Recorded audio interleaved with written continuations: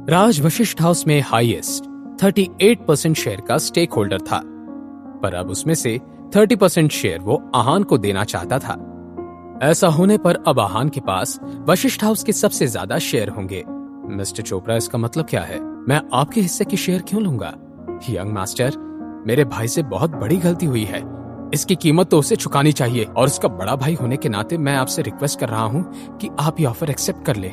इससे मेरा गिल्ट भी कम हो जाएगा और हमारे रिश्ते भी सुधर जाएंगे। मिस्टर चोपड़ा, आपके भाई और मेरे बीच जो भी हुआ वो खत्म हो चुका है। आपको ये शेयर्स वापस लेने होंगे। आहान का सीधा सीधा ना सुनकर राज को चिंता होने लगी। राज के एक्सप्रेशंस देखकर आहान समझ गया था कि उसका अंदाजा बिल्कुल सही था। राज के दिमाग में कुछ तो चल रहा था, जिसकी वजह से वो उसे ये शेयर्स फ्री में देना चाहता था। मिस्टर चोपड़ा, इन शेयर्स की मार्केट वैल्यू क्या है? वशिष्ठ हाउस के 30% शेयर्स मार्केट की वैल्यू लगभग 30 करोड़ रुपए है, पर अगर मार्केट प्राइस बढ़ जाए तो ये रेट 10% तक बढ़ सकता है। अच्छा, तो क्यों ना मैं ये शेयर्स 35 करोड़ में आपसे खरीद लूं? यंग मास्टर, आप मजाक कर रहे हैं ना? मैं आपको ये शेयर्स दे रहा हूँ, फिर आपको इन्हें खरीदने की क्या जरूरत है? मैं बिल्कुल मजाक नहीं कर रहा, मैं सच बोल रहा हूँ। मैं चाहता हूँ कि वशिष्ठ हाउस और ग्रो करे, इसलिए मैं ये शेयर्स खरीदना चाहता हूँ। पर यंग मास्टर, मिस्टर चोपड़ा, मैं जानता हूँ कि आप क्या कहना चाहते हैं, पर मैं अब भी यही बोलूंगा कि मैं ये शेयर्स खरीदना चाहता हूँ। अगर आप मुझे ये शेयर्स बेच देंगे तो फायदा आपका ही होगा। अगर आप सच में चाहते हैं कि मैं 30% शेयर का मालिक बनूं, तो आप इन्हें मुझे 35 करोड़ में बेच दीजिए।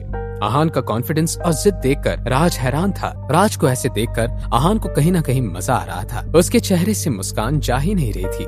उसका इतने पैसे खर्च करने का कारण ये नहीं था कि उसके पास बहुत पैसे थे, पर ये था कि वो सच में चाहता था कि वशिष्ठ हाउस में बहुत डेवलपमेंट हो, और वो सिर्फ मनाली में ही नहीं बल्कि हर जगह उसका नाम हो। और दूसरी तरफ अगर वो 30% खरीद लेता तो ये एक तरह का इन्वेस्टमेंट होगा। अगर कभी कोई दिक्कत आती तो वो आराम से ये शेयर्स बेचकर अपना पल्ला झाड़ सकता था, पर अगर वो ये शेयर्स ऐसे ही ले लेता तो उसका वशिष्ठ हाउस से एक रिश्ता जुड़ जाता। वहाँ से जुड़ी किसी भी प्रॉब्लम में उसे अपना पूरा जोर लगाना ही पड़ता। मिस्टर चोपड़ा, आपका क्या कहना है? अगर आपको ये मंजूर है तो मैं साइन कर देता हूँ, बाद में अस्मिता आपको पैसे ट्रांसफर कर देगी। आहान ने सवाल किया। यंग मास्टर, जैसा आप कहें, पर मैं आपसे पैसे मार्केट वैल्यू के हिसाब से ही लूंगा। राज ने अपनी बात रखी। आहान ने बिना कुछ जवाब दिए पेपर लिए साइन ले ली और अस्मिता से पैसे ट्रांसफर करने को कहा। यंग मास्टर, ये वशिष्ठ हाउस का सुप्रीम मेंबरशिप कार्ड है, आप इसे रख लीजिए। ये सुप्रीम कार्ड है, ये यहाँ सिर्फ 3 शेयर होल्डर्स के पास ही है। ये एक तरह का प्रूफ है जो आपको बताता है कि आप ज्यादा शेयर के मालिक हैं। इससे आप सारी फैसिलिटीज यूज कर सकते हैं। आहान ने गर्दन हाँ में हिला दी। तो यंग मास्टर, मैं चलता हूँ, अगर आपको किसी भी चीज की जरूरत हो तो मुझे बताइए। इतना कहकर राज वहाँ से जाने लगा। तभी एक जोर से आवाज आई। किसी ने दरवाजे को बहुत तेज लात मारकर दरवाजा खोला था। बाहर से कमरे में एक गुंडे जैसा दिखने वाला आदमी आया और जोर से चिल्लाने लगा, आहान कौन है? बाहर निकल! तुम्हारी हिम्मत कैसे हुई अंदर आने की? राज ने तुरंत सवाल किया। तुम आहान हो? मैंने पूछा तुम कौन हो और अंदर कैसे आए? गुरुजी राज चोपड़ा के गाइड और मेंटर थे। वो मार्शल आर्ट के स्टेज 2 पर थे। मनाली में उनके आर्ट की बहुत इज्जत थी। जी मास्टर, गुरुजी ने तुरंत जवाब दिया और जोश में आकर उस आदमी को जोर से धक्का दिया। वो समझ गया था कि गुरुजी मार्शल आर्ट में ट्रेंड थे। वो highest form of martial art को अच्छे से जानते थे। वो आदमी भी मार्शल आर्ट में ट्रेंड था, इसलिए वो जानता था कि गुरुजी उसके सीनियर थे। सीनियर, मुझे छोड़ दीजिए। अच्छा, अब तुम्हें छोड़ दें?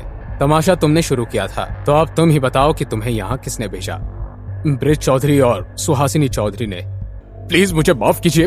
ठीक है, मैं तुम्हें माफ कर दूंगा, पर एक शर्त पर। तुम्हें यहाँ जिसने भेजा है उसे यहाँ बुलाओ। इतना बोलते ही उस आदमी ने तुरंत अपना फोन निकाला। उधर चौधरी फैमिली हॉस्पिटल में थी। मॉम, अंकल का फोन क्यों नहीं आया अब तक? बेटा तुम चिंता मत करो, अंकल ने उसे ढूंढ लिया होगा।